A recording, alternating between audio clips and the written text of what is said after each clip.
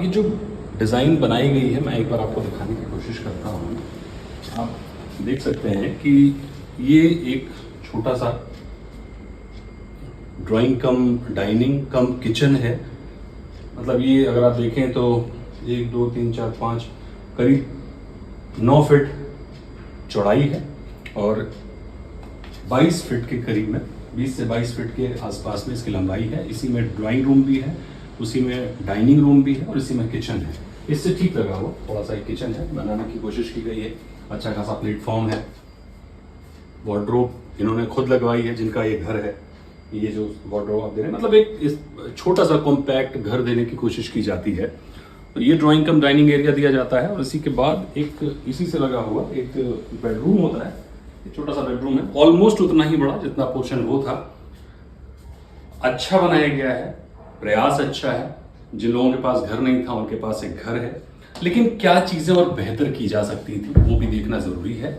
मैं आपको बताना चाहूंगा कि इसमें जो भी आर्किटेक्ट, जो भी डिजाइन, जो भी सरकार के लोग काम कर रहे हैं, वो लोगों की अगर बुनियादी चीजों को ध्यान में रखकर इसको डिजाइन कर दें तो शायद ये और बेहतर हो सकता है, लोगों के जीवन के हिसाब से और बेहतर हो सकता है। इसमें 2-3 चीज मैं आपको बताने की कोशिश करूंगा। तो एक तो घर छोटा है, घर छोटा होने के बाद जैसे कि मैंने आपको उधर दिखाया किचन, एक बार फिर से दिखाता हूं।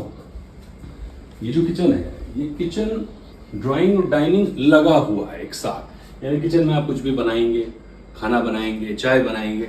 एक तो किसी तरह की कोई प्राइवेसी नहीं है। दूसरी बात कि जो भी खाना बनेगा उसकी स्मेल पूरे घर में रहेगी।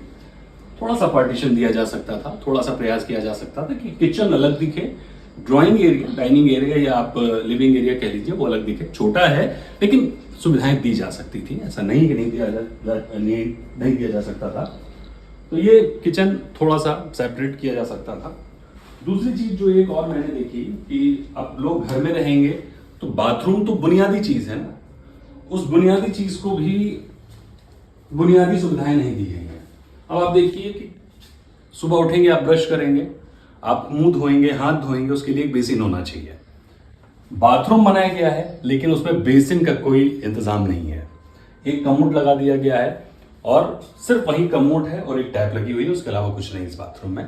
यानी आपको हाथ कहाँ धोना है तो आप या बेड के नीचे डब्बे से हाथ धोएंगे, ब्रश के नीचे बैठ के करेंगे। तो अगर आपको यही करना है, वो तो आप गांव में भी कर रहे थे, तो फ्लैट में आने के बाद आपका क्या जीवन कैसे बदला, मैं समझने की कोशिश करूंगा सरकार के लोगों से। दूसरी चीज, अब ये देखिए, बेसिक रिक्वायरमेंट होती है वेंटिलेशन की, बेसिन की, वो नहीं है। अब आपका जो खिड़की है वो आपने शीशे से पैक कर दी है, यानी जो बाथरूम की स्मेल होगी वो आपकी 24 घंटे इसमें बनी रहेगी। हाथ धोने के लिए जगह नहीं है। ये छोटा सा खिड़की आपने दिया है। 2 फीट की बालकनी अगर होती तो 2 फीट की बालकनी से आप अपने कपड़े सुखा पाते, आप बाहर झांक सकते हैं, लेकिन आप उसका उपयोग नहीं कर सकते क्योंकि बालकनी नहीं है, छोटा सा फ्लैट है। तो कहने का मेरा तात्पर्य ये है कि 35 स्क्वायर मीटर का 11-12 लाख रुपए का जो भी आप घर बना के दे रहे हैं, उसमें थोड़े से विजन की जरूरत थी, थोड़ी सी सोच की जरूरत थी, डिजाइनिंग की जरूरत थी। इनफैक्ट जापान में या दूसरे शहरों में इससे भी छोटे छोटे घर होते हैं, लेकिन उनको प्रॉपरली डिजाइन किया जाता है ताकि लोग अपनी सुविधाओं के हिसाब से रह सकें। यहां पर वो चीजें मुझे देखने को नहीं मिली हैं।